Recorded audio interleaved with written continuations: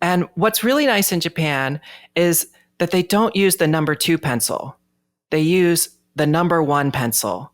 And so my unpopular opinion is number 2 pencils are not as good as number 1 pencils. You should use a number 1 pencil. That's why it's called number 1 pencil. Okay. What's the actual difference like when you're using them? Yeah. So basically the scale is about how hard the lead, the graphite is. Uh-huh. And so a number 1 is just, it's softer and it writes so easily. And the downside is that the marks, they're a little bit blurrier. It's easier to like blur the writing, to smudge it. Yeah. And you go through a pencil faster because it's just melting off your pencil instead.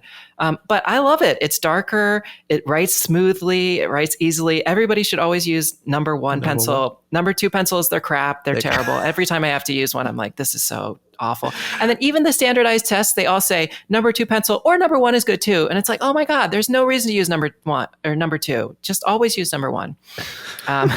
So that's my unpopular pencil opinion, part A. Part A. Yep. And then part B is that you shouldn't put an eraser on the end of the pencils, because what happens every single time?